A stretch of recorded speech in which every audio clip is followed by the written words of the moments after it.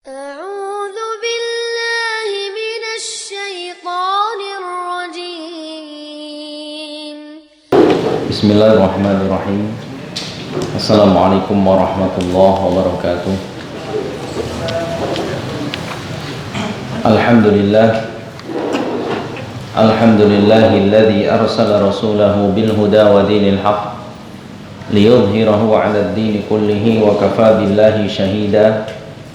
أشهد أن لا إله إلا الله وحده لا شريك له وأشهد أن محمدا عبده ورسوله لا نبي بعده. اللهم صل وسلم على نبينا محمد وعلى آله وصحبه ومن تبعهم بإحسان إلى يوم الدين. Ikhwani fillah rahimani wa rahimakumullah jami'an. Kembali kita akan melanjutkan bahasan kita dalam kitab Syarah Masail Jahiliyah, di mana kita sudah sampai di poin yang ke-72 malam ini, 72, dan di poin 72 ini bersambung langsung ke poin 73. Qala al-muallif rahimahullahu ta'ala, taqarrubuhum ila Allahi bitarki tayyibati minar rizqi wa bitarki zinati. Taqarrubuhum ila Allahi, mereka bertaqarrub kepada Allah, mereka bertaqarrub kepada Allah bitarki tayyibati minar rizqi, dengan meninggalkan rizki yang baik, dengan meninggalkan rizki yang baik, wa bitarki zinati, dan meninggalkan berhias. Al-mas'alatani, dua masalah sekaligus. Al-thaniyatu wal-thalithatu was-sab'una, ke-72 dan ke-73. Ta'abbuduhum, peribadahan mereka, bitarki tayyibati minar rizqi, dengan meninggalkan rizki yang baik, wa tarki zinati fil libasi, dan meninggalkan berhias dalam pakaian. Ikhwati fillah rahimani wa rahimakumullah jami'an. Ini adalah poin tentang tata cara beribadahnya orang-orang jahiliyah terdahulu, yang sudah dihapuskan oleh Rasulullah sallallahu alaihi wasallam, dan beliau sallallahu alaihi wasallam mengajarkan tentang bagaimana beragama yang semestinya, bagaimana beribadah kepada Allah taala yang semestinya, di mana asas kita dalam beribadah kepada Allah Subhanahu wa taala adalah yang pertama, mengikhlaskan niat hanya untuk Allah taala semata. Karena Allah Subhanahu wa ta'ala tidak akan pernah menerima peribadahan yang bercampur niatnya kepada Allah ta'ala dan kepada selain Allah Subhanahu wa ta'ala. Itu tidak akan diterima. Allah ta'ala hanya akan menerima ibadah yang murni dilakukan hanya untuk Allah Subhanahu wa ta'ala. Yang kedua asasnya adalah mengikuti ajaran Rasulullah sallallahu alaihi wasallam. Karena beliau adalah utusan Allah Ta'ala yang menjadi perwakilan dari Allah Ta'ala untuk menyampaikan kepada umat manusia tentang bagaimana cara beribadah kepada Allah Ta'ala. Beliau yang menjadi wasilah kita, beliau menjadi wasilah bagi umatnya tentang seperti apa, bagaimana caranya beribadah kepada Allah Ta'ala, yang ibadah itu jika dilakukan dengan metode yang benar pasti mendapatkan pengkabulan dari Allah Ta'ala, pasti diterima oleh Allah Ta'ala dan punya nilai besar di sisi Allah Ta'ala. Inilah dua asas yang harus dipegang oleh setiap muslim dalam melaksanakan ibadah kepada Allah Ta'ala. Kalau melenceng tidak ikhlas atau niatnya bercampur untuk selain Allah Ta'ala, tidak akan diterima. Kalau ibadahnya melenceng dari ajaran Rasulullah SAW, tidak akan diterima. Maka kedua ini harus ada dalam setiap ibadah yang kita lakukan. Ikhlas karena Allah Ta'ala, caranya mengikuti ajaran Rasulullah SAW. Nah, ini poin yang ke-72. Dan poin ke-73 adalah hal-hal yang melenceng, yang dahulu dilakukan oleh orang-orang jahiliyah, lalu diutusnya Rasulullah SAW menghapuskan hal itu. Karena cara peribadahan seperti itu yang mereka sangkakan, yang orang-orang jahiliyah sangka itu adalah ibadah, tetapi sebenarnya itu di mata Allah Ta'ala bukanlah sebuah peribadahan. Itu keliru, ya. Itu kesesatan, sehingga diluruskan oleh Rasulullah SAW dalam peribadahannya. Nah, yang di poin yang ke-72 ini adalah mereka meninggalkan perkara-perkara yang dibolehkan, yang perkara-perkara dari makanan atau pakaian yang dibolehkan di dalam Islam. Ini dahulu diyakini oleh orang-orang Nasrani, sehingga mereka mengharamkan sebagian makanan-makanan yang Allah Subhanahu wa Ta'ala halalkan, mereka tinggalkan. Ya. Wallahu alam seperti apa contohnya, tapi yang jelas ada perlakuan mereka seperti itu. Ya, sekarang juga kalau kita lihat contohnya peninggalan-peninggalan sekarang, misalnya ada kepercayaan yang meninggalkan makan daging misalnya. Tidak mau dia makan daging. Alasannya, ya, salah satunya ini adalah bentuk ibadah mereka kepada Allah Ta'ala, itu asasnya, dan itu batil. Yang kedua katanya, itu hanya akan melalaikan dari Allah Ta'ala dan lain sebagainya. Jadi mereka meninggalkan memakan daging. Ada lagi yang lain, hanya memakan yang hijau-hijau saja, tumbuhan-tumbuhan yang hijau-hijau saja. Selain warna hijau, tidak mau. Daging karena warnanya merah, tidak mau. Kalau ada daging yang warna hijau mungkin mau. Jadi mereka seolah-olah makan yang tumbuh-tumbuhan saja, hijau-hijauan. Beras karena putih nggak mau, cari yang hijau aja. Nggak ada beras hijau ya, yang ada beras merah, kalau hijau nggak ada, kecuali diwarnai. Nah begitu, macam-macam. Mereka sebagian punya keyakinan seperti itu, dan buruknya mereka anggap itu bagian dari ibadah. Mereka anggap itu bagian dari ibadah. Allah Subhanahu wa Ta'ala jelas berfirman dalam surat Al-A'raf ayat 32. Qul man harrama zinatallahi allati akhraja li'ibadihi wat-tayyibati minar rizq. Katakan wahai Muhammad, siapa yang mengharamkan perhiasan-perhiasan yang Allah Subhanahu wa Ta'ala keluarkan untuk hamba-hambanya, dan juga makanan-makanan yang baik atau rezeki-rezeki yang baik. Siapa yang mengharamkan seperti itu, padahal Allah Subhanahu wa Ta'ala sudah menghalalkannya? Ini perlu kita perhatikan, ya. Nanti ada fasenya itu. Seseorang tidak mengambil perkara yang Allah Ta'ala bolehkan, yang Allah Ta'ala haramkan, ada fasenya. Satu sisi dia bisa kufur dengan sebab nanti kita sebutkan. Satu sisi dia menjadi berdosa, sesat dia, salah jalannya. Satu sisi hukumnya tak mengapa, nanti ada sebabnya. Pertama, kita ambil dulu dari sisi yang tidak mengkonsumsi perkara yang Allah Ta'ala halalkan dan dia jatuh di dalam kekufuran. Ini adalah orang-orang yang meyakini haram, merubah hukumnya menjadi haram, padahal jelas-jelas Allah Subhanahu wa Ta'ala halalkan, lalu mereka haramkan, baik untuk dirinya sendiri atau orang lain. Jadi mengatakan misalnya, kenapa kamu nggak makan daging ayam? Itu hukumnya haram. Bagaimana dengan orang seperti ini? Ini kufur.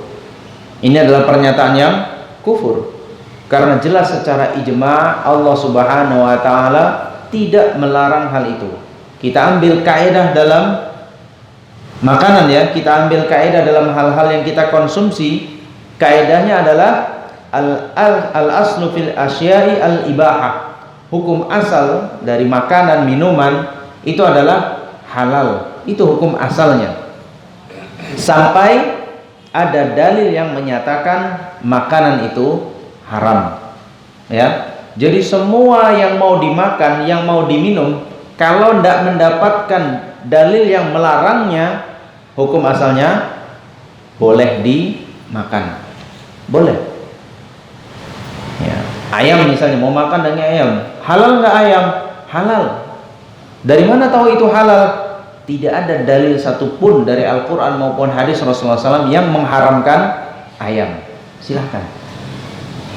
Kangkung boleh dimakan nggak? Boleh. Dari mana hukumnya? Mana dalilnya yang menghalalkan kangkung? Dalilnya adalah tidak ada satupun dalil. Itu dalilnya ya. Dalilnya karena tidak ada dalil, tidak ada ayat Al-Quran maupun hadis Rasulullah SAW yang mengharamkan kangkung. Makanya kangkung halal. Rumput halal atau tidak? Ayo jawab. Rumput. Kangkung tadi halal kan? Rumput halal atau tidak? Ayo jawab. Ayo. Bilang halal, tak suapi rumput. Halal ya rumput? Haram loh Ustaz. Haram. Loh. Ah, ini udah berani bilang haram kan? Haram. Kalau bilang halal, ya cari yang mengharamkan. Kalau bilang haram, mana dalil yang mengharamkannya? Dalil yang mengharamkannya adalah Allah Ta'ala perintahkan kita hanya untuk memakan makanan yang baik-baik saja. Kulu minat thayyibati minar rizq. Makan yang baik-baik saja dari rizki yang Allah Ta'ala berikan. Rumput baik atau enggak? Ya, kalau enggak percaya makan. Kalau misalnya baik Ustaz, iya makan lah gitu kan. Mungkin sama ente baik, sama kami sakit perut nanti. Kalau ada yang merasa makan rumput itu baik-baik saja, silahkan. Tapi kasihan sapi sama kambing nanti. Ada saingannya. Udah masing-masing aja ya. Masing-masing aja. Nah begitu ya. Begitu sama. Meja ini halal atau haram? Meja kayu nih halal atau haram?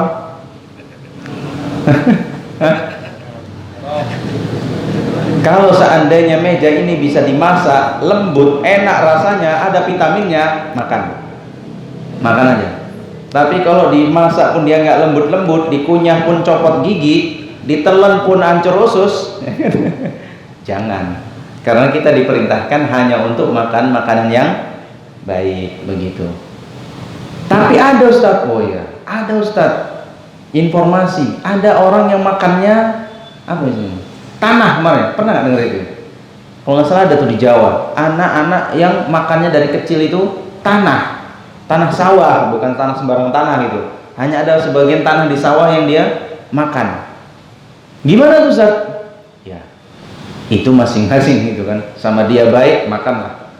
Tapi bagi kebanyakan orang, siapa juga ya masih enakan nasinya daripada tanahnya. Begitu. Jadi ukuran baik itu tentu ada ukurannya. Yang kebiasaan dimakan orang memberikan kesehatan, memberikan kebaikan, maka itu boleh. Hukum asal makanan adalah halal. Maka siapapun yang mengharamkan sesuatu padahal tidak ada dalilnya secara jelas tentang itu hukumnya haram atau tidak, nah ini hati-hati, bisa jatuh dalam pengkufuran. Karena salah satu bentuk kekufuran adalah menghalalkan yang Allah Ta'ala haramkan, atau sebaliknya mengharamkan perkara yang Allah Ta'ala halalkan. Dapat poinnya? Dapat ya? Dapat? Jadi tidak boleh. Kalau Allah Ta'ala dan Rasulnya SAW secara jelas menghalalkannya, maka tidak boleh kita mengharamkannya. Begitu juga sebaliknya. Nah, jadi hukum halal dan haram itu kembali kepada yang menentukan syariat, Allah Subhanahu wa Ta'ala dan Rasulnya. Ya.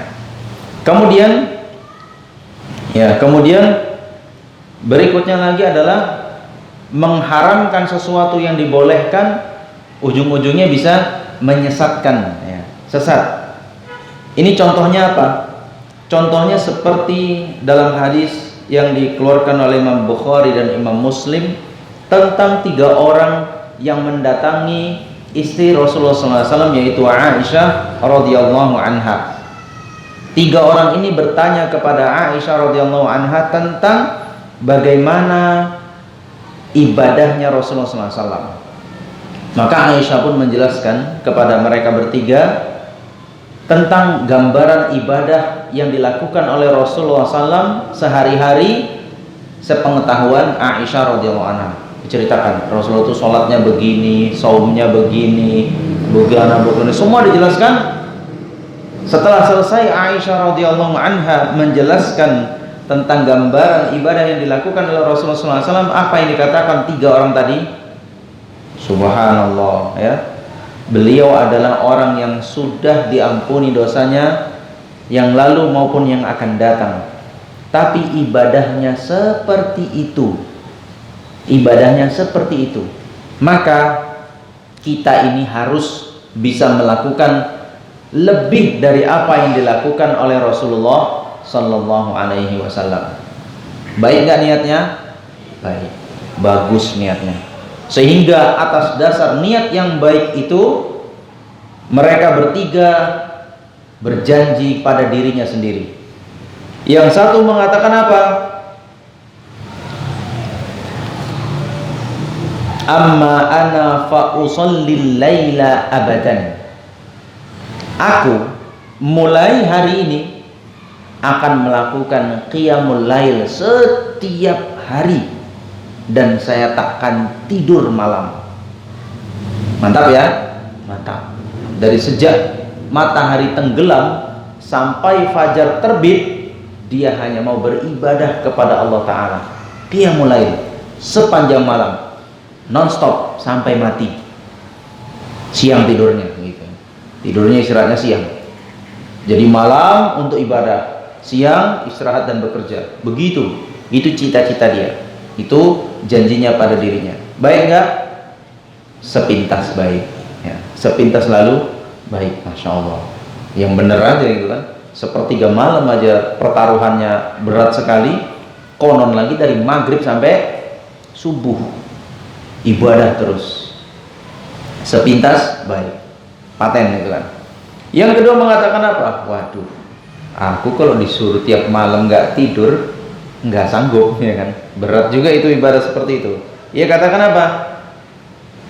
Ana asumud dahara wala uftir. Aku nggak jago kalau melek-melek malam ibadah, tapi aku jago nggak makan. Kebetulan juga duit nggak punya.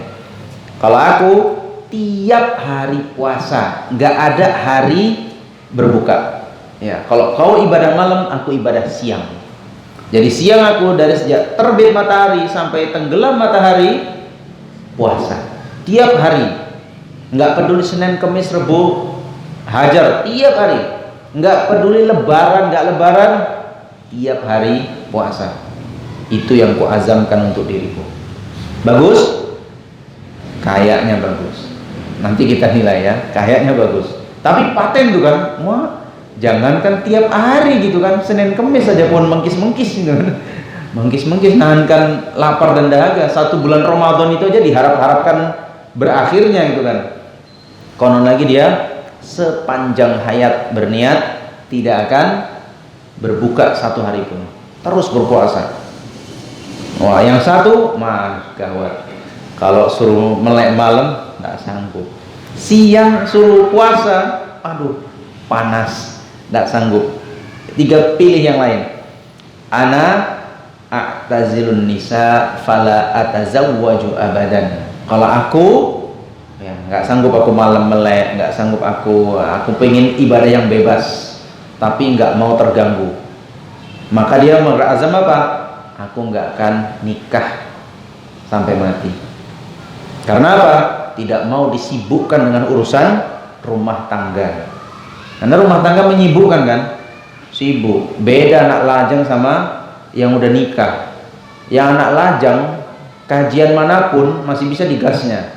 Malam ini mana Ustaz? Sana, digas. Malam ini mana Ustaz? Di mana? Gas, gas. Tiap ada kajian mau jaraknya kilo-kiloan pun digas itu. Sama anak lajang ya kan, badan masih kuat. Mulai nikah, nah tengoklah, remnya itu kayak cakram, langsung radius kajian mulai pendek. Yang dulu kajian itu radiusnya bisa 10 kilo, 20 kilo, sekarang radius 2 kilo aja udah pikir-pikir, radius diperkecil ya kan. Kemudian intensitas waktu pun diperpendek, cari kajian-kajian yang padat, singkat, berisi, intinya aja pokoknya. Kalau bisa online. Itu dia. Mulai diperkecil lah gitu kan. Nah, cari lagi apa? Cari lagi yang kira-kira banyak relasi dagangnya gitu. Iya. Sebagian cari yang mana ada relasi-relasi dagangannya, yang kira-kira lapaknya rame di situ. Kalau lapak-lapak sepi, nantilah itu. Nih, kadang anak nggak bilang antum kayak begitu. Kadang ada yang begitu. Beda posisi dia ketika lajang sama ketika nikah. Ada yang masih lajang ya? Ada. Antum ya? Satu aja nih. Yang lain nggak ada? Saingan ya? Ada. Bisa dibuktikan. Karena anak sudah buktikan gitu kan, sama diri anak sendiri. Waktu lajang, oh pantang ya kan? Mau di mana? Mencirim saat gas, marelan gas. Nggak peduli itu. Kajian di mana? Tembung, ajar gitu kan. Yang penting ada kawan aja mungkin. Dan cuacanya agak cerah. Tapi begitu nikah, kajiannya deli tua aja lah. Jangan jauh-jauh kali. Sama aja ya. Gitu ya. Yang jauh-jauh hitungannya bulanan sekali. Ganti-gantiin aja. Itu terasa nih memang ya. Memang begitu ya. Cuma itu tadi kita katakan, iman itu kadang ada kalanya naik, ada kalanya turun. Tapi ketika turun, janganlah nyungsep kali gitu. Jangan ketika turun itu betul-betul begitu nikah kayak disulap dia Ustaz, hilang. Hari ini kita walimahan dia, mulai besok kayak diculik dia, hilang dari peredaran. Jangankan kajian ini, di kajian manapun nggak dijumpai. Tinggal sertisa dia namanya di grup saja. Di grup masih nampak dia Ustaz, grup-grup dakwahnya. Tapi itu tahdirit tangga itu isi grupnya itu. Tah dibaca atau enggak. Yang jelas dari majelis taklim dia disulap hilang. Orangnya ada Ustaz, masih hidup, masih Ustaz, masih kerja, masih katanya. Tapi di kajian nggak nampak. Ah itulah hebatnya gitu kan. Punya jurus ngilang dia. Hati-hati gitu ya. Hati-hati. Itu cuma informasi aja, bukan nuduh ya. Kadang-kadang ada yang seperti itu. Kadang-kadang ada yang begitu modelnya. Begitu nikah disibukkan dengan urusan rumah tangga. Ini buktinya, ini hadisnya. Inilah dasarnya. Bukan main-main, itu ada buktinya. Kenapa salah seorang sahabat ini mengatakan seperti itu? Karena dia tahu kalau nikah, wah udahlah, cerita nanti yang mau istri mau begini begitu, menghamil, yang nyusui, yang minta dibeliin makan, yang kunjung mertua, yang keluarga ada hajatan, yang sono meninggal, macam-macam pokoknya. Udah banyak lah ya kan. Yang tadinya cuma urusan sama keluarga kecilnya saja, sama orang tua, sama bibinya aja, kan ini double ya kan, double keluarganya itu, langsung double kalinya. Ya begitulah kira-kira urusan rumah tangga itu memang sebagian menyibukkan kita. Nah makanya nih sahabat ini sampai berjanji kepada dirinya sendiri, saya tidak akan menikah. Jadi saya mau fokus ibadah, fokus menuntut ilmu, fokus ikut majelis zikir, fokus ikut kegiatan ini dan itu ya. Begitulah. Jadi tetap ingin lajang. Mantap ya. Sekilas mantap tiga orang ini. Masya Allah, itu ibadah. Itu cita-cita yang nggak tanggung-tanggung. Yang satu nggak pernah tidur malam, ibadah terus setiap malam. Yang satu puasa tiap siang, ya kan? Yang satu ingin fokus ibadah. Ya, nggak siang nggak malam, pokoknya dia fokus, nggak mau diganggu dengan urusan rumah tangga. Namun apa komentar Rasulullah SAW? Ini yang menarik, itu kan? Ini yang menarik, ya kan? Tadi kita ambil yang pertama, niatnya yang tulus, ya. Nah, awalnya niat yang tulus, ikhlas tuh, nggak main-main dia. Karena membandingkan antara ibadah yang dia lakukan dibandingkan dengan ibadah yang Rasulullah SAW lakukan, seolah-olah punya jarak yang sangat jauh. Padahal beliau dijanjikan diampuni dosanya yang telah lalu dan akan datang. Sementara kita seperti ini, jauh, ya terpaut. Maka kita harus kejar dengan tambahan ibadah, ya kan? Tambahan ibadah. Ibarat orang kerja ada sampingannya gitu kan, ada sampingannya. Tapi apa komentar Rasulullah SAW? Setelah mereka tidak lama pergi, Rasulullah SAW pulang bertemu dengan Aisyah. Diceritakan oleh Aisyah perihal 3 orang itu. Wah, Rasulullah SAW balik ke masjid, balik buat kemumungan. Dipanggil 3 orang tadi. Antumul ladina qultum kada wa kada. Kalian bertiga yang tadi ngomong begini dan begitu, seperti yang diceritakan oleh Aisyah radhiyallahu anha. Benar, ya, benar ya Rasulullah. Apa kata beliau? Ama wallahi inni la akhsyakum lillahi wa atqakum. Ketahui oleh kalian, demi Allah, beliau bersumpah tuh, nggak main-main ngomongnya. Demi Allah, di antara kita semua, akulah orang yang paling takut kepada Allah Ta'ala dan paling bertakwa kepada Allah Ta'ala. Siapa yang bisa bantah? Ya kan? Kelasnya Rasulullah SAW di antara semua manusia, beliau adalah orang yang paling bertakwa dan paling takut kepada Allah Ta'ala. Itu kelas beliau Sallallahu Alaihi Wasallam. Nah, kalau kita kadang takut, kadang bangkang, ya, kadang takut, kadang kurang ajar gitu, masih mau bolak-balik. Kalau beliau enggak, istiqomahnya itu lurus, paling takut kepada Allah Ta'ala dan paling bertakwa kepada Allah Ta'ala. Lalu apa kata beliau? Lakinni asumu wa uftir. Tapi aku adalah orang yang ada waktu hari saya berpuasa, ada hari di mana saya berbuka. Artinya nggak boleh saum setiap hari. Harus ada hari-hari yang kita berbuka, minimal, ya, minimal haram berpuasa pada hari raya, nggak boleh.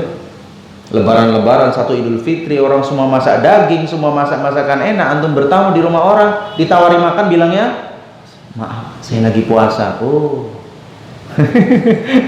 ini orang kelebihan ini, timbangannya kelebihan ini, kelebihan atau kurang 1 on nih kayaknya. Orang lebaran-lebaran dia puasa kan, 10 Zulhijjah misalnya kan, bulan lebaran haji. Orang semua di hari pertama masak daging karena banyak daging berserak-serak di mana-mana. Dia malah, maaf mas, saya lagi puasa. Nah, ini agak perlu diluruskan, Dan Rasulullah SAW sudah menyampaikan bahwasanya puasa yang terbaik adalah puasanya Nabi Dawud alaihissalam. Itu puasa yang terbaik, yaitu sehari puasa, sehari berbuka. Jadi sehari puasa, sehari tidak, sehari puasa, sehari tidak. Ini puasa yang terbaik. Artinya apa? Artinya apa? Level tertinggi dari ibadah saum, ya, level tertinggi dari ibadah saum adalah sehari puasa, sehari tidak. Itu level tertingginya. Lebih dari itu namanya kelewat batas, ya, kelewat batas namanya, ya kan? Itu namanya nggak boleh. Ya, itu level tertingginya. Jadi nggak boleh lebih dari itu. Lebih dari itu namanya kelewat batas, ya, nggak benar. Gitu ya ikhwati fillah rahimani wa rahimakumullah jami'an. Jadi nggak benar. Ibarat antum mau nempah celana misalnya, nempah celana. Ukuran pinggangnya diukur berapa?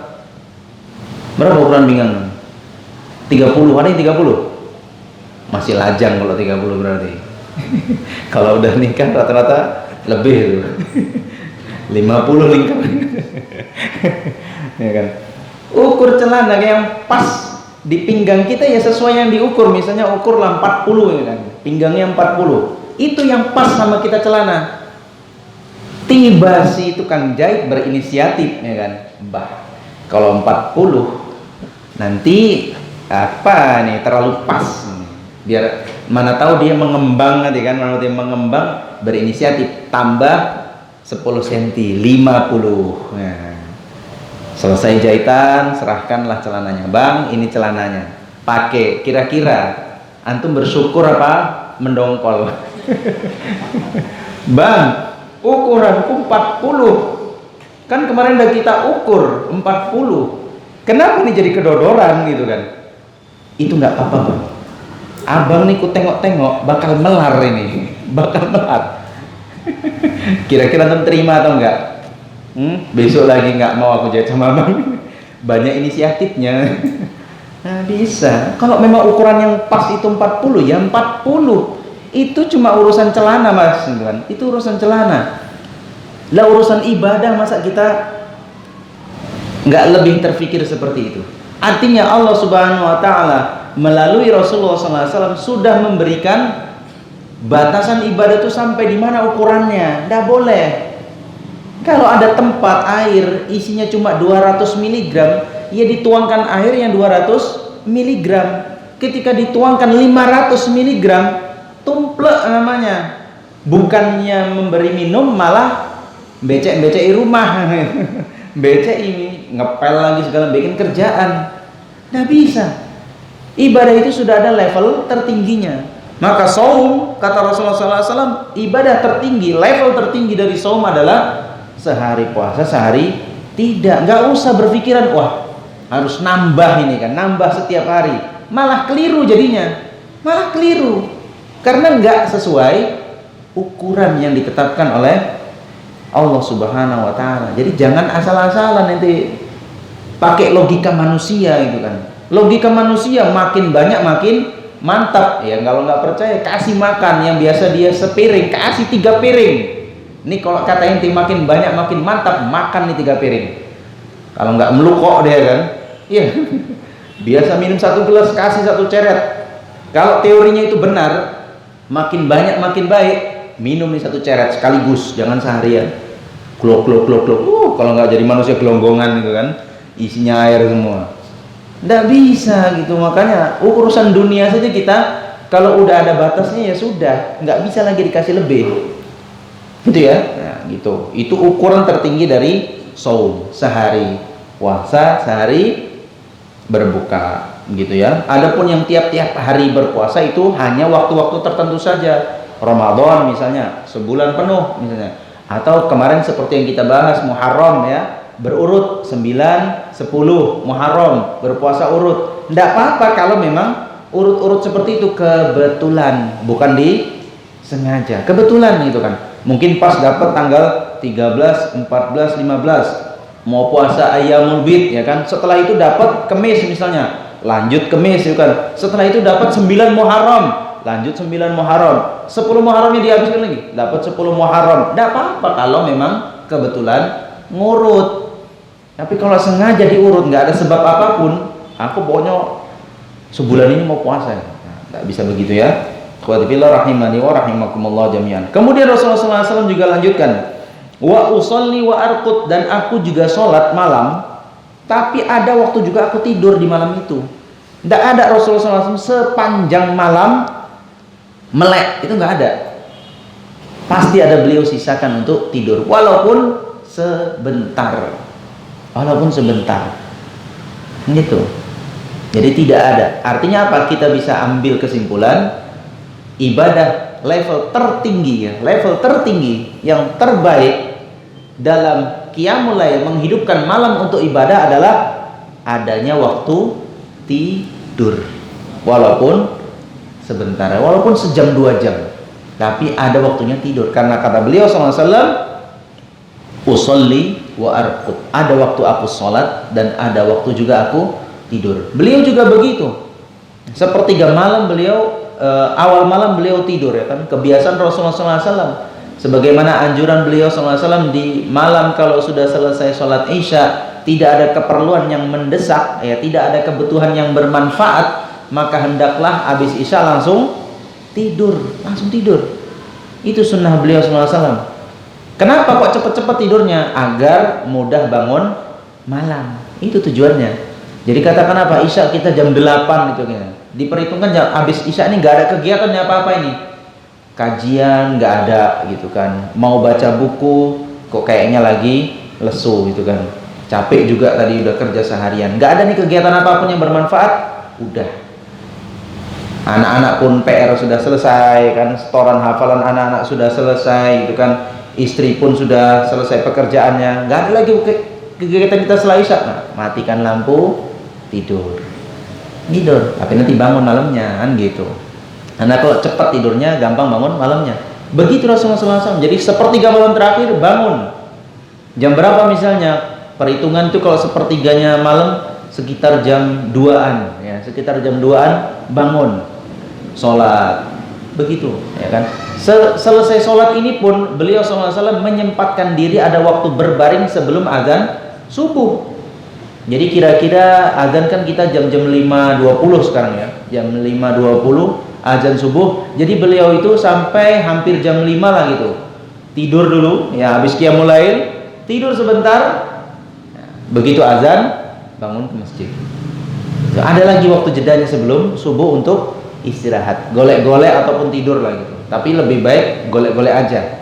Jangan tidur. Nah, karena kita nih remnya payah. Kalau Nabi SAW mungkin remnya mantap gitu kan. Kalau itu pancang jumpa bantal, jumpa gulai, jumpa yang dingin-dingin, slep itu. Bangun-bangun udah jam 7. Yuk, niatnya qiyamul lail biar sholat subuh tepat waktu, malah jam 7 jadinya. Makanya ya bagusnya ya golek-golek aja istirahat atau ngapain lah gitu yang untuk menyegarkan badan lagi masuki waktu sholat subuh. Itu maksimalnya qiyamul lail. Jadi nggak ada qiyamul lailnya itu yang dibolehkan nggak tidur sama sekali ya, kecuali di waktu-waktu tertentu, itu aja ya, kecuali di waktu-waktu tertentu. Misalnya apa? Ramadan. Wah, itu lain lah ceritanya gitu kan. Apalagi 10 malam terakhir bulan Ramadan, itu beda. Itu momen-momen khusus kita mengejar ibadah di sana. Itu momen-momen yang berbeda. Ya, tapi kalau tiap malam nggak tidur, ini juga nggak benar ya. Ini nggak benar. Ya, seperti sabda Rasulullah SAW juga, wa inna li jasadika alaika li nafsika alaika haqqun. Dirimu itu punya hak. Salah satu hak diri kita adalah istirahat. Itu haknya. Baik istirahat malam maupun qailulah atau istirahat sebentar di waktu siang. Jadi badan kita ini punya hak yang harus ditunaikan, makan, minum, istirahat begitu ya. Kemudian Rasulullah SAW juga mengatakan, wa ana atazawwajun nisa. Aku juga menikahi wanita. Jadi level tertinggi dalam beribadahan kepada Allah Ta'ala di antara bagiannya adalah menikah. Itu di antara bagian level tertinggi dalam beribadah, menikah. Masuk ya kan? Masuk. Maka Rasulullah SAW menganjurkan, ya ma'syaras syabab man istata'a minkumul ba'ata falyatazawwaj. Wahai para jomblois ya. Wahai para lajangis, yang lajang-lajang, kalau kalian sudah punya kemampuan ya. Ba'ah di sini sebagian mentafsirkan ba'ah adalah kemampuan secara biologis. Yang sebagian menambahi ba'ah di sini punya nafkah yang diberikan, minimal yang wajib saja untuk calon istri. Falyatazawwaj, maka hendaknya kalian menikah. Maka menikah itu termasuk meningkatkan level ibadah. Nah, itu dia, menikah itu meningkatkan level ibadah. Karena dengan menikah antum punya variasi ibadah yang berbeda dengan anak lajang. Dia punya variasi ibadah yang lebih lagi dalam menikah. Macam-macam ya, bentuknya macam-macam. Makanya Nabi SAW mengatakan dengan menikah itu menyempurnakan separuh agama seseorang. Dengan menikah itu, karena macam-macam ya. Coba kalau orang sudah nikah, maka setiap nafkah yang dia berikan untuk anak dan istrinya itu dianggap sebagai nafkah yang terbaik, infak yang terbaik. Anak lajang gimana? Enggak ada hadis memberikan orang tua itu yang terbaik. Enggak. Memberikan anak miskin, enggak. Yang terbaik adalah ketika dia memberikan nafkah walaupun sesuap untuk anak-anak dan istri-istrinya.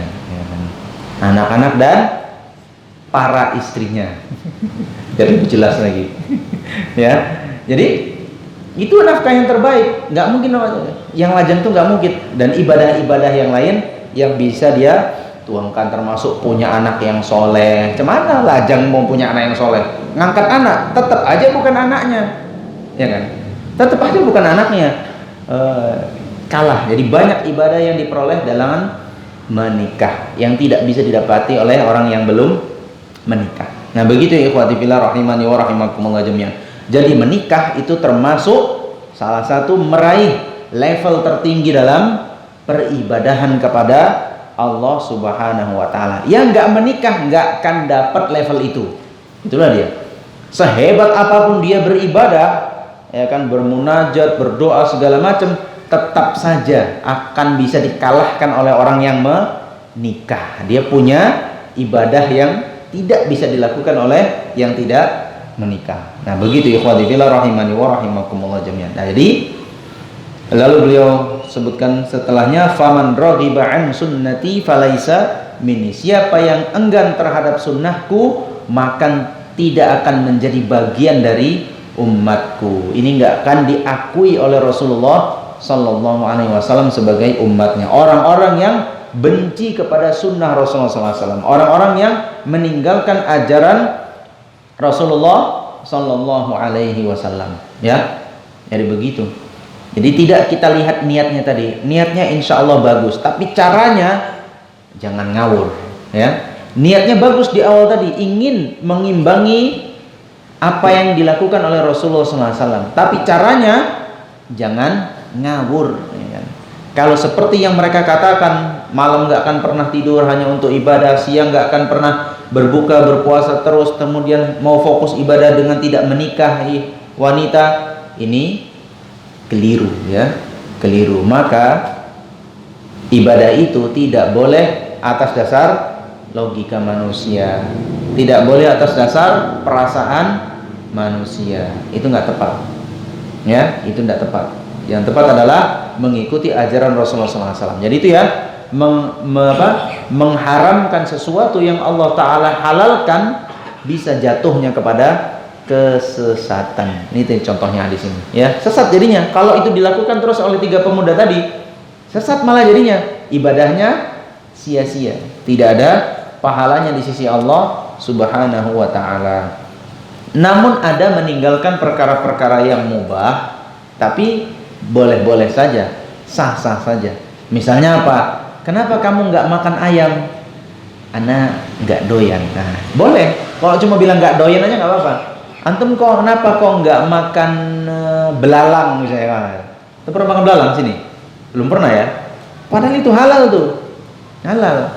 Tapi ya bukan belalang yang secuik-cuik gini. Itu kalau dimasak ya tinggal kulitnya doang gitu kan. Ada belalang yang gede-gede ya, sejempol-jempol gitu.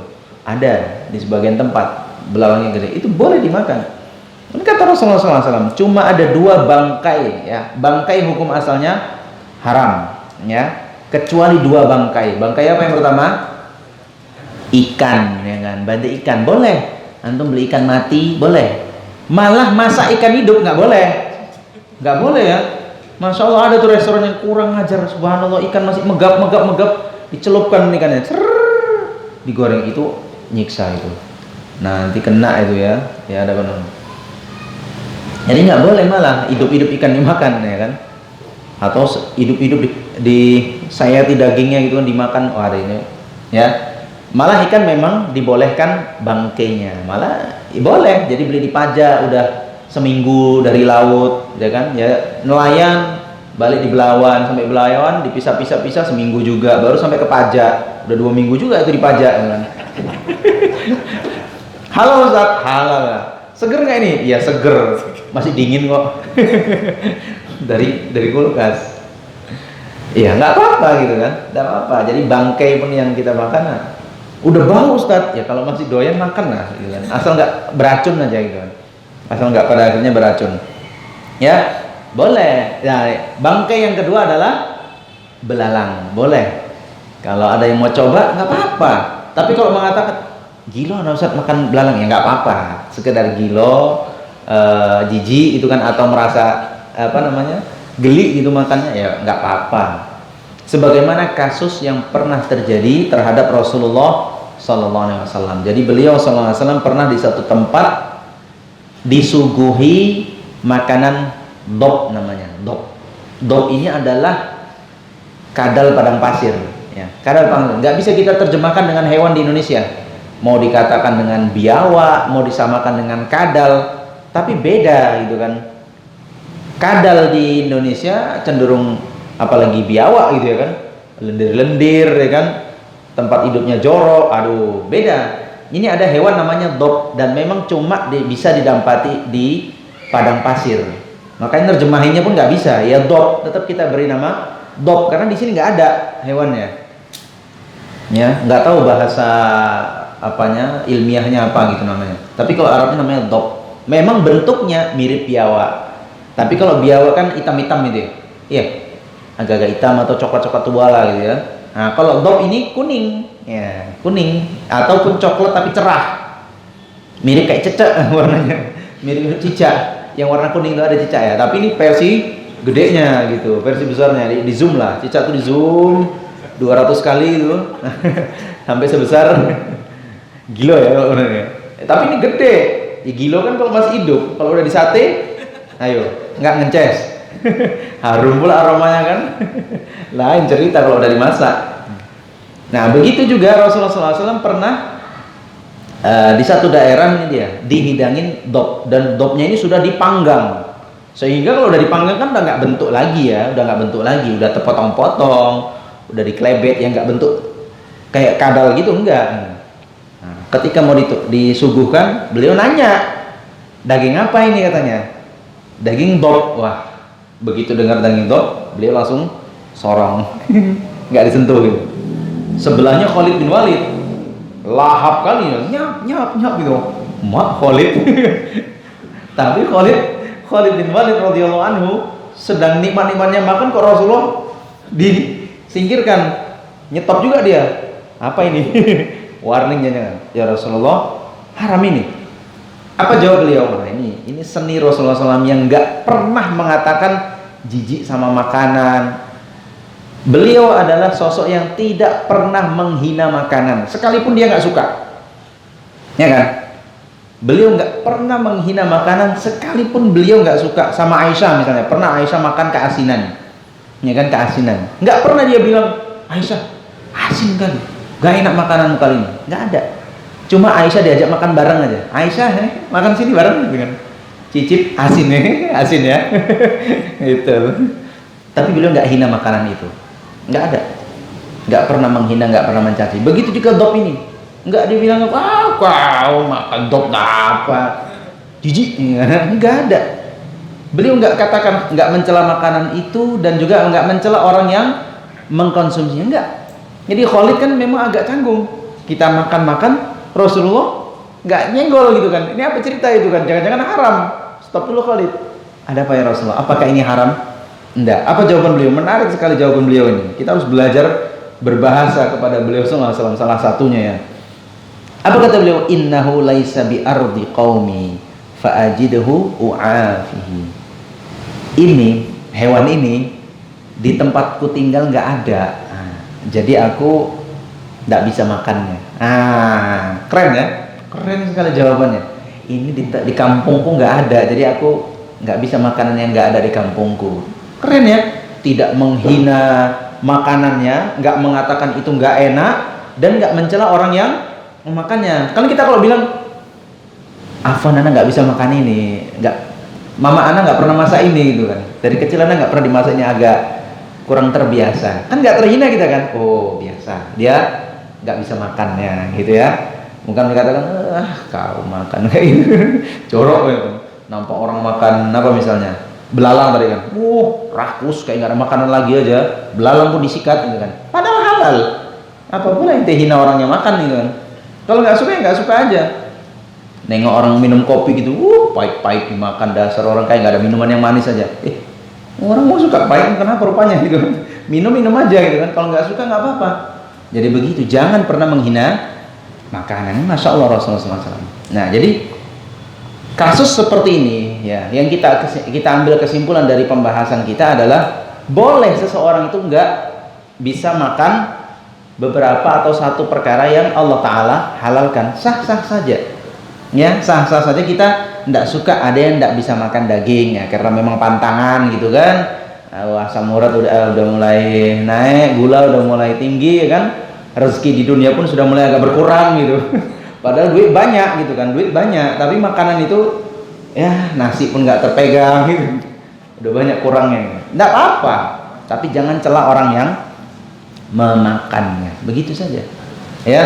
Ya ikhwati fillah rahimani wa rahimakumullah jami'an. Jadi itu 3 levelnya dalam meninggalkan perkara yang Allah Ta'ala haramkan. Bisa jatuhnya kufur, bisa jatuhnya sesat, bisa jatuhnya boleh-boleh saja, ya, boleh-boleh saja. Jadi tergantung apa alasan dia tidak mengkonsumsi hal yang Allah Ta'ala halalkan. Jadi perhatikan itu ikhwati fillah rahimani wa rahimakumullah jami'an.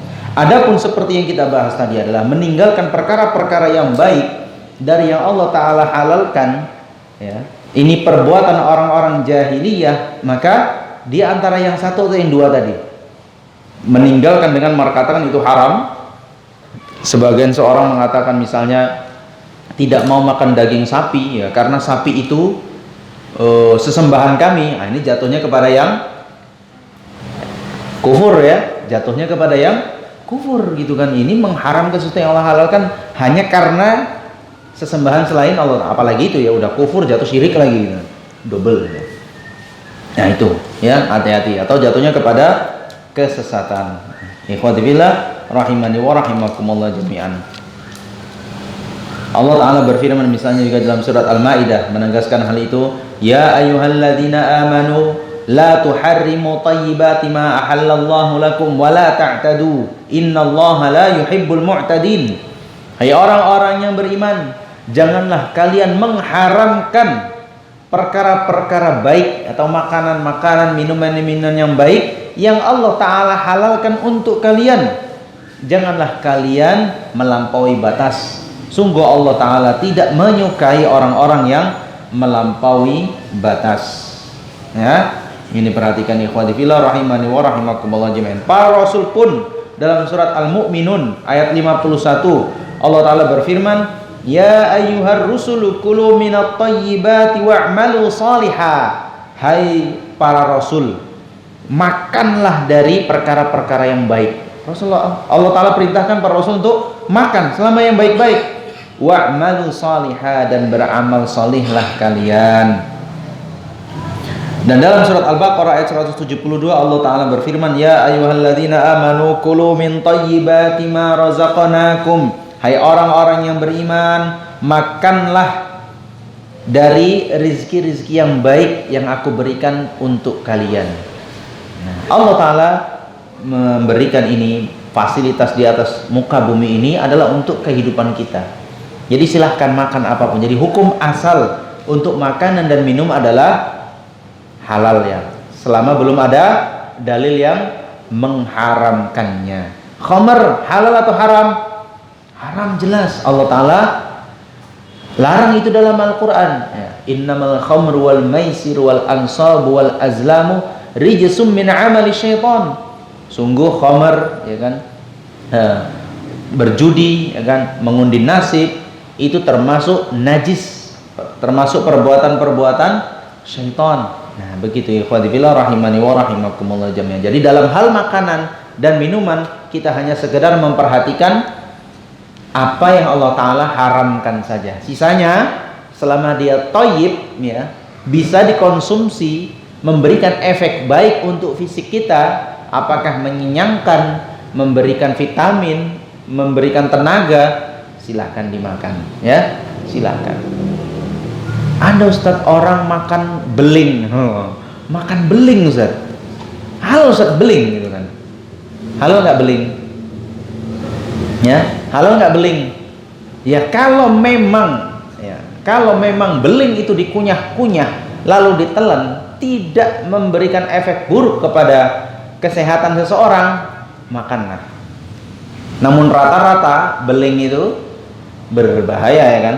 Ya berbahaya. Tapi ada yang bisa makan beling, ya monggo, ya. monggo-monggo saja, tapi jangan suapkan beling itu sama orang gitu. Sama ente mungkin bisa, tapi sama orang lain belum tentu bisa, ya. Apalagi kalau itu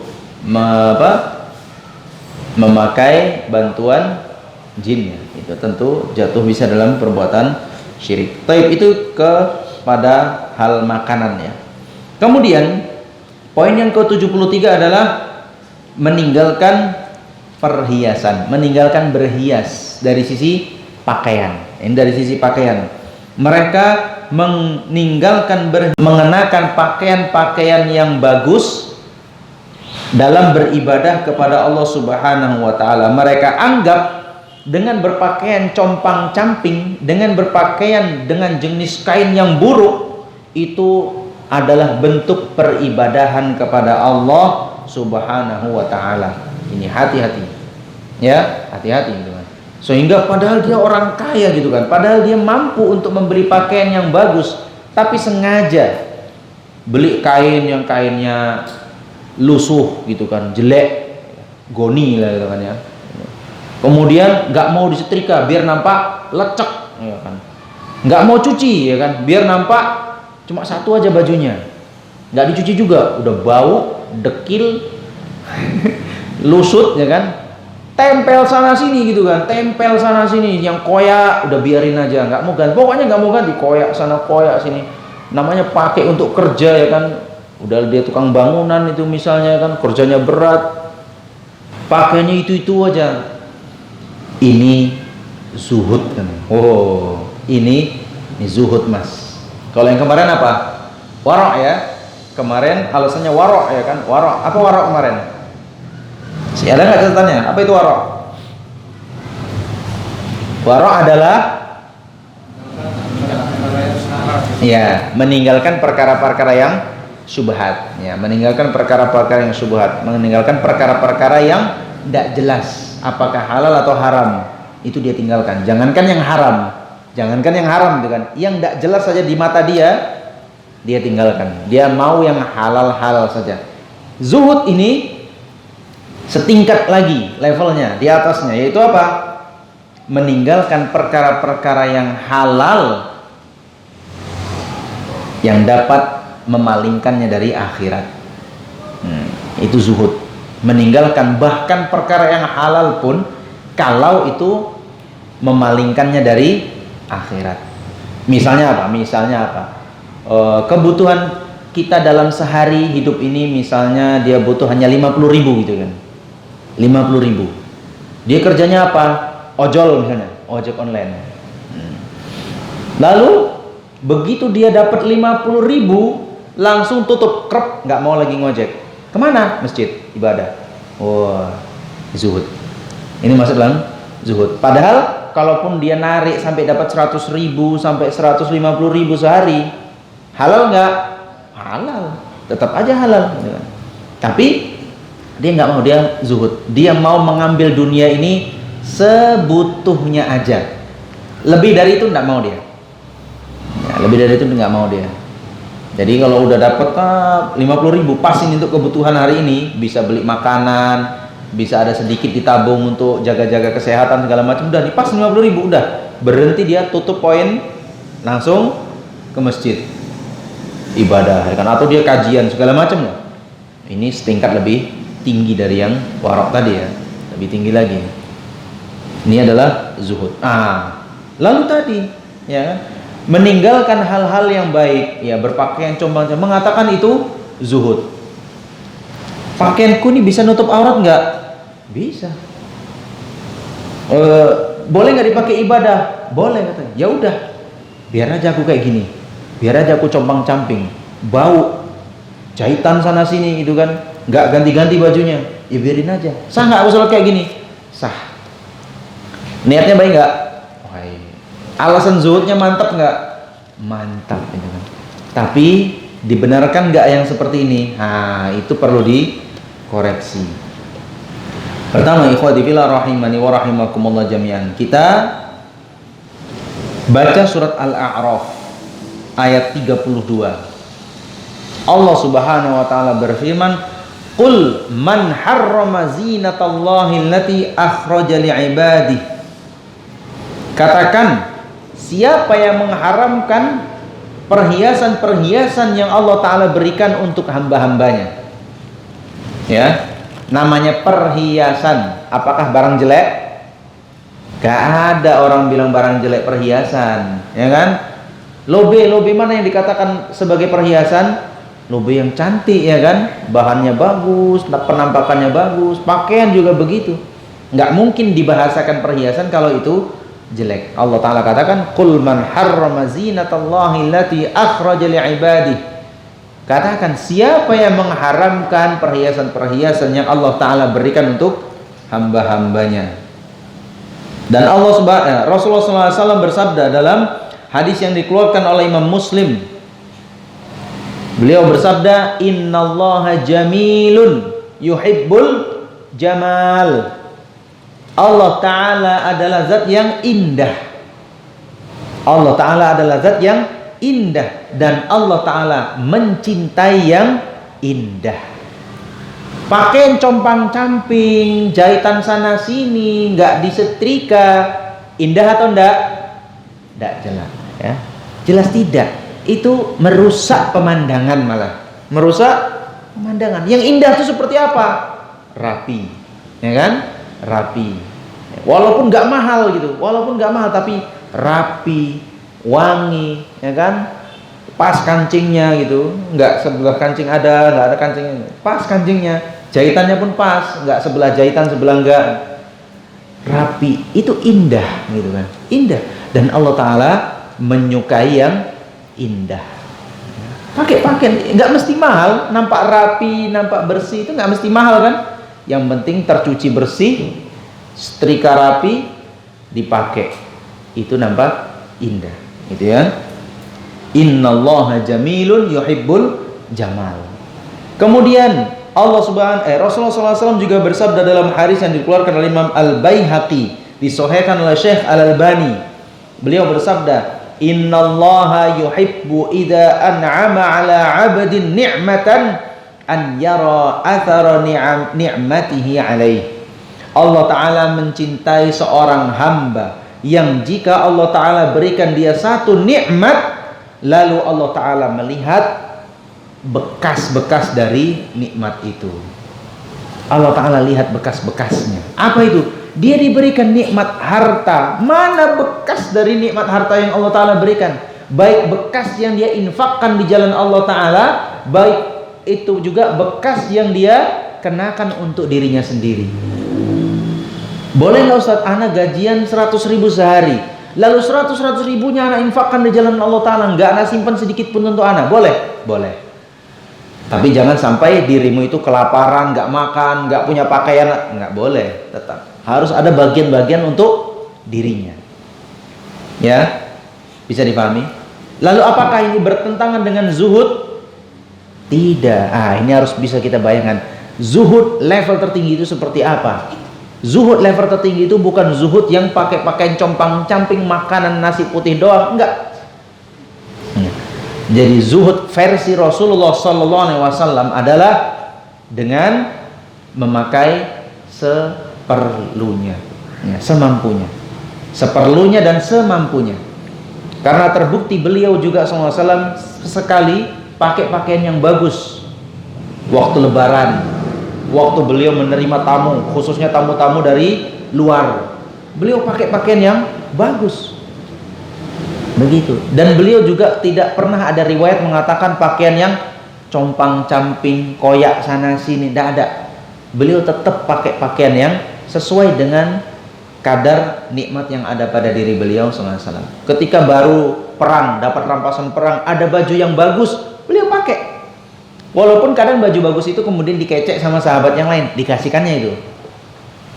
Begitu beliau beli baju baru kan, baru dapatlah baju baru ini kan. Wah, sahabatnya ditajuk, bagus ya Rasulullah, kau mau kan? Dikasih tuh. Ada yang kayak gitu kira-kira. Ya, lebaran-lebaran baru pakai baju, tengok kawan cantik baju mana? Apa selera katanya? Besok ambil di rumah. Waduh, bisa kayak gitu? Bisa. Kalau bisa, ya kan? Kalau bisa. Tapi begitulah, beliau tuh bukan nggak mau pakai pakaian yang cantik-cantik, enggak. Dipakai sebentar, udah diambil orang. Nah, karena begitu, bukan karena nggak mau, ya. Jadi itulah zuhudnya. Zuhud artinya tetap menampakkan diri yang mendapatkan nikmat dari Allah Ta'ala. Itu. Kalau memang karena kefakiran, karena kemiskinan, yang ada itulah yang terbaik. Karena Allah Subhanahu Wa Ta'ala perintahkan, ya ayyuhalladzina amanu khudzu zinatakum inda kulli masjid. Hai orang-orang yang beriman, kenakanlah perhiasan kalian saat mendatangi masjid. Ke masjid pakai pakaian terbaik, bukan kondangan ya. Enggak ada perintah ya ayyuhalladzina amanu idza kondangantum, ya kan. Jika kalian kondangan pakai pakaian terbaik, enggak ada hadis begitu. Ayat begitu juga enggak ada. Yang ada adalah khudzu zinatakum inda kulli masjid. Kenakan perhiasan kalian saat mendatangi masjid. Makanya kalau ke masjid pakai pakaian yang terbaik. Baju mana yang bagus, parfum mana yang paling mantap aromanya, lobe mana, celana mana, sarung mana, pakai. Jangan kondangan Mbak Sultan, ya kan. Tiba ke masjid, Mbak tukang kebon. Kacau kali. Kalau ke kondangan, wah, pakai pakaian bagus, parfum. Tiba ke masjid, kaos partai, kaos iklan. Kalau nggak kaos toko, hadiah partai lah itu. Itu aja kadang-kadang. Semen. Besok cat, aduh, besoknya lagi partai merah, partai kuning. Allahu Akbar. Tapi ketika kondangan kayak sultan, sepatu kilat, ya kan, kayak nggak pernah kena debu. Jangankan kena air, debu aja pun kayak nggak nempel. Lalat kepleset. Rambut selap, klimis kurang klimis, ya kan. Bajunya, yang paling keren lah, bawa celana. Gosokan setrikanya itu tajam tuh, kayak kalau kepegang tangan tuh kayaknya luka itu, saking licinnya itu gosokannya itu. Ada kan itu kan patahannya itu sampai lancip kali, wah. Mantap, kalau pergi kondangan kok keren gitu kan. Tiba pergi ke masjid, ya Allah, sarung kayak nggak pernah dicuci, bau pula, belum mandi kan. Ada logo lagi di belakang kan gitu, pesan-pesan sponsor kan. Allah musta'an. Enggak ya, enggak begitu orang beriman, enggak begitu. Orang beriman apalagi berilmu enggak begitu. Dia ke masjid pasti pakai pakaian yang terbaik. Apa yang ada di rumah yang terbaik. Itu tingkat zuhudnya. Jadi zuhud itu orang per orang beda. Beda zuhud orang kaya sama zuhud orang belum kaya. Beda. Zuhudnya orang kaya, walau dia pun pakai pakaian mahal, bagi dia itu masih yang paling murah. Sama kita mungkin sebagian merek baju itu mahal kali. Makanya ke toko baju nanyanya yang murah aja, yang murah. Nggak usah yang mahal kau tawarkan. Yang murah mana? Biar nggak panjang cerita kita ini. Langsung, ya kan?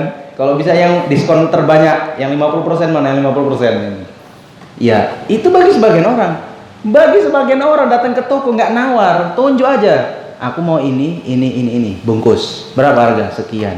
Murah sama dia, nggak tawar-tawar. Itu yang paling disukai para pemilik toko. Sultan datang ke toko kayak gitu, tunjuk, itu. Nggak ada diskon nih. Alah diskon. Beda zuhud satu orang dengan orang yang lain. Jadi jangan nyangka orang pakaian bagus, bermerek, nggak zuhud nih orang, sombong, bajunya cantik. Sama dia itu udah zuhud. Untuk dia itu satu setel 5 juta pun bisa dia beli. Tapi karena zuhud dia cuma beli ratusan ribu aja. Sebenarnya sama dia jutaan pun terbeli dia gitu kan. Jangan timbang zuhud dia sama zuhud ente 100 ribu pun nawar gitu kan. Baju 100 ribu pun nawar, mau kain kayak apa lagi gitu kan. Nah itu udah gontok-gontokan ini nawarnya. Sama dia harga 500 ribu, 700 ribu itu udah murah sama dia. Bahkan dia kejut jantung, ada baju 100 ribu, kayak apa bajunya itu? Malah kejut dia kalau nengok baju 100 ribu. Sama dia 500 ribu, 700 ribu, murah. Udah zuhud itu. Sebenarnya 5 juta pun terbeli sama dia. Ya, dia nggak sombong. Jadi dia pakai pakaian biasa aja. 500 ribu pun sama dia katanya biasa. Jadi jangan bandingkan zuhud satu orang dengan orang yang lain. Ya jelas beda mas, gitu kan. levelnya juga udah beda. Dia sama model infaknya, ente paling dia baju 500.000 tapi infaknya 5 juta, 10 juta. Ente memang baju ya 100.000, wajar infak ente berapa? 10.000, ya wajar lah kan gitu. Memang kalah kelas gitu. Jadi jangan kemudian menghina orang nggak zuhud, ya kan, wah sombong, ya kan, baju cantik-cantik. Dia bisa beli mobil, dia bisa, memang itu kebutuhan dia dan dia sanggup untuk beli itu. Jangan katakan kemudian mentang beli mobil, sok beli mobil, sok ganti-ganti mobil. Memang ya jangan samakan sama ente mungkin bisa beli sepeda motor aja kayaknya udah kaya kali, sehingga di jalan pun nggak melirik orang gitu kan. Baru naik kereta harga 20 juta ya pun sombongnya kalau nggak ketengok orang. Malah ente yang nggak zuhud itu kan, baru naik kayak begitu saja. Ada orang memang ganti-ganti mobil tiap bulan pun sama dia itu sudah zuhud, karena dia ganti-ganti pesawat terbang pun tiap hari bisa gitu. Ya kalau ente ya beda lah, memang udah lain kelas. Jadi zuhud satu orang dengan orang lain itu beda ya. Jadi begitu. Jadi tidak bertentangan antara kita mengenakan pakaian yang baik dengan kita mau bersikap zuhud. Itu tidak bertentangan sama sekali, karena level zuhud satu dengan orang lain itu berbeda gitu ya. Nah, jadi jangan disamakan zuhudnya kayak kita semua, jelek-jelek semua bajunya, enggak, beda-beda ya. Beda-beda ya sudah. Makanya jadi orang jangan kemudian punya suudzon kepada orang lain, ya sudah. Wah, dia Ustaz padahal gajinya cuma segini, bajunya gini-gini. Ya, udahlah gitu kan. Ya mungkin ente yang nampak sama ente gajinya segitu. Siapa tahu dia punya penghasilan yang lain di tempat lain kan? Punya warisan yang baru dapat durian runtuh gitu kan. Wallahu alam. Jadi nggak usah perlu membandingkan antara diri kita dengan orang lain ya. Demikian ikhwati fillah rahimani wa rahimakumullah jami'an. Jadi balik lagi ke tema kita adalah tidak boleh kemudian kita meninggalkan perkara-perkara berhias gitu kan, beli pakaian kah, beli celana kah, yang memang bisa sanggup untuk digunakan untuk ibadah kepada Allah Ta'ala. Jangan kemudian meninggalkan hal itu semua lalu mengatasnamakan itu adalah bentuk ibadah. Tidak ya, nggak benar. Kalau dia mampu ya silahkan, kalau memang nggak mampu ya sudah gitu ya. Ikhwati fillah rahimani wa rahimakumullah jami'an. Baik, ini tema kita pada malam hari, mudah-mudahan bermanfaat ya. Jadi ini poin yang ke-72 dan 73 adalah model ibadahnya orang-orang jahiliyah, meninggalkan makanan-makanan atau minuman-minuman yang baik, juga meninggalkan berpakaian-pakaian yang bagus, mengatasnamakan itu adalah ibadah. Ini adalah kebiasaan orang-orang jahiliyah dan itu sudah dihapuskan oleh Rasulullah Sallallahu Alaihi Wasallam. Kita diperintahkan untuk memakan makanan selama itu thayyib, ya, selama itu thayyib. Kemudian kita juga diperbolehkan mengenakan pakaian-pakaian yang bagus selama itu kita mampu, ya, selama itu kita mampu dan tidak berlebih-lebihan, ya semampunya saja, ya kan. Jadi tidak berlebih-lebihan. Demikian ikhwati fillah rahimani wa rahimakumullah jami'an. Semoga bermanfaat. Aku qouli hadza wa astaghfirullah li wa lakum innahu huwal ghafurur rahim. Ada pertanyaan? Baik, silakan. Waalaikumsalam. Yang saya tanyakan adalah sedikit mundur ke minggu yang lalu, maksudnya di poin ke-69 dan 70. Itu adalah tentang menambah-nambah dan mengurangi ibadah. Nah itu sinkron juga dengan contoh tadi hadis Nabi kepada 3 orang tadi. Yeah. Nah mereka menambah ibadah. Yeah. Nah yang ingin saya tanyakan adalah di masyarakat ini banyak beredar dengan nama syukuran. Misalnya sebelum walimahan pernikahan, besoknya walimah pernikahan, malamnya suka ada tuh. Kadang ada syukuran seperti di masyarakat ini yang biasanya umumnya adalah tahtim dan tahlil. Nah, yang biasanya juga setiap malam Jumat Yasinan itu insya Allah semuanya kita sudah sepakat bahwasanya itu sudah diperselisihkan. Nah ini adalah mengatasnamakan namanya itu syukuran. Nah itu bagaimana Ustaz? Dan bagaimana kita menghadiri acara semacam itu Ustaz? Apakah itu termasuk kita menambah-nambahi atau mengurangi dari ibadah itu? Sekian, assalamualaikum warahmatullahi wabarakatuh. Baik, jazakallahu khairan, barakallahu fiik. Pertanyaan tadi, dengar ya pertanyaannya ya. Jadi ikhwati fillah rahimani wa rahimakumullah jami'an. Kaidah yang perlu kita pahami adalah yang pertama, semua bentuk ibadah ya, ibadah yang tidak pernah dicontohkan oleh Rasulullah Sallallahu Alaihi Wasallam dahulu, lalu kita yakini hari ini itu ibadah, itu adalah perbuatan bid'ah. Ya, Ana ulangi, semua ibadah yang dulu dicontohkan oleh Rasulullah SAW itu sudah baku, sudah sempurna. Lalu kita tambahi hari ini dan kita akui itu adalah ibadah, padahal dulu nggak ada ibadah yang diajarkan Rasulullah SAW seperti itu, maka itu dikatakan perbuatan bid'ah yang tidak pernah dicontohkan Rasulullah SAW, dan ibadah itu ditolak, ya, ditolak. Maka kita perhatikan dahulu hal-hal yang kita katakan penambahan dalam urusan agama. Ada dalil-dalil yang sifatnya umum, ada dalil-dalil yang sifatnya khusus. Maka dalil-dalil yang sifatnya umum berlakukanlah dengan umum. Dalil-dalil yang sifatnya khusus berlakukanlah dengan khusus. Ana contohkan, misalnya zikir misalnya. Allah Subhanahu wa taala perintahkan untuk kita berzikir. Ya, uzkurullaha katsira. Hai orang-orang yang beriman, berzikirlah kalian yang banyak. Zikir itu umum, ya. Zikir itu artinya apa? Kita diperintahkan untuk berzikir di waktu tempat yang luas. Di mana-mana itu bisa. Namun kemudian ada zikir yang dipersempit. Ya, artinya kita balik dulu. Yang luas tadi, misalnya kita mau bertasbih, bertahmid sambil berkendara, sambil jalan, sambil mancing, gitu kan, sambil bekerja, mau berzikir silahkan. Tapi ada zikir yang sifatnya khusus. Misalnya apa? Zikir yang hanya dibaca oleh Rasulullah SAW selesai sholat. Ya, khusus tuh. Dari mana kita tahu? Karena setiap hari Rasulullah SAW kalau berzikir selesai sholat bacanya itu terus.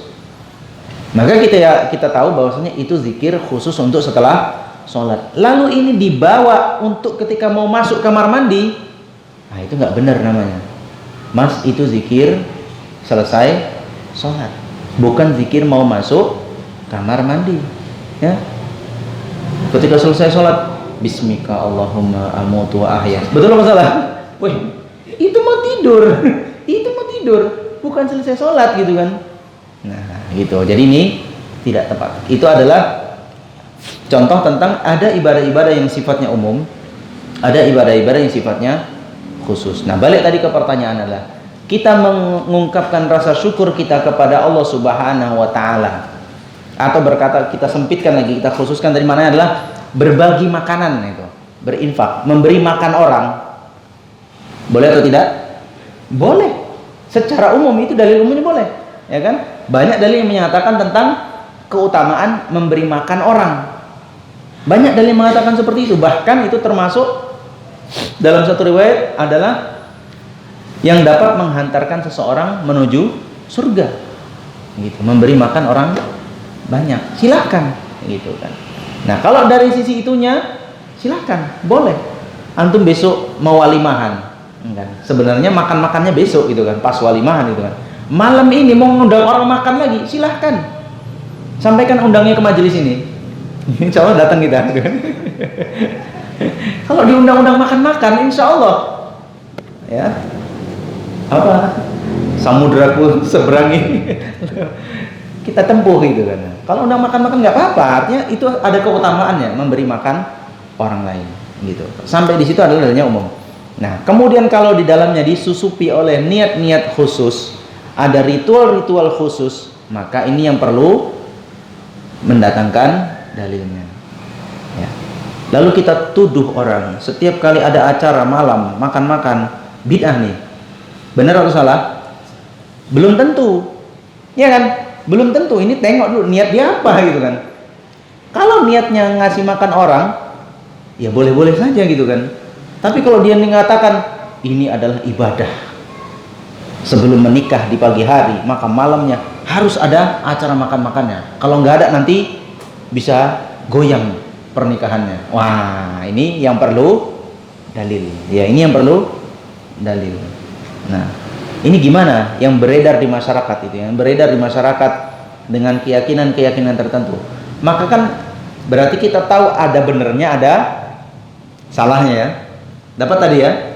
Kalau ngasih makannya bener ya, bener, nggak ada larangannya. Nah, tinggal diluruskan ke sohibul walimahnya, luruskan saja niatnya, tinggal luruskan niatnya. Amalnya udah bagus ini, luruskan saja niatnya, agar ini niatnya memakan saja kepada orang lain. Ya, adapun ritual-ritual harus ada doa-doanya dulu, itu kan ditambah-tambahin saja sama sebagian orang yang nanti ada pembahasan kita tentang membuat syariat-syariat yang tidak Allah Ta'ala syariatkan. Ada nanti di poin yang ke-74 ya.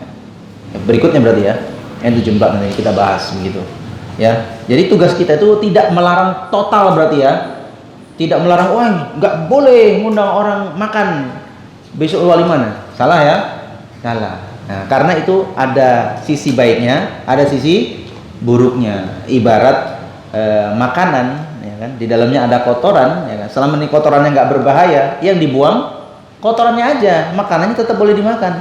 Jangan gara-gara kotoran sedikit campakkan satu piring. Wah, itu nggak betul ya, itu nggak betul begitu ya. Ikhwati fillah rahimani wa rahimah. Jadi PR kita semua itu sebenarnya, PR kita semua. Jadi ada sisi benarnya, ada sisi salahnya, tinggal kita bagaimana nyusup untuk menyampaikan mana yang benarnya, mana yang salahnya, nah, agar kebiasaannya menjadi bersih, dia tidak ada yang buruknya lagi ya. Kalau diundang bagaimana? Tergantung antum ke situ dalam rangka apa. Anak pimpinannya sekalian ya. Oh iya. Ente kan udah dikasih tahu masih juga ini kan. Ya. Kalau ke situ undangan makan Ustaz, ya enggak ada. Kalau memang undangannya undangan makan gitu kan. Misalnya dia datang, Pak, nanti malam ke rumah ya, ada acara Pak, makan-makan biasa itu. Oh, hadirlah gitu kan. Sok kali diundang makan pun nggak datang. Sombong kali wah, diundang makannya nggak datang, apa nih diundang kerja gitu. Ya kan gitu. Kecuali Pak nanti malam ya, ngapain? Mimpin. Nah, janganlah gitu. Pak, Anda udah pensiun. Nggak lagi yang gitu-gitu gitu kan. Anda udah pensiun, Pak. Ya. Jadi perhatikan begitu ya. Jadi kita tidak bisa katakan itu sepenuhnya salah, tidak bisa katakan juga sepenuhnya benar. Harus dipilah-pilah nih ya, dipilah-pilah kondisinya. Memang ya tugas kita untuk meluruskan itu ya, karena kebaikannya, kebiasaannya ada yang bagusnya, ada yang buruknya. Demikian, wallahu a'lam bishawab. Baik, cukup ya. Ini karena sekitar sebulan lagi ya kita menjelang bulan Ramadan.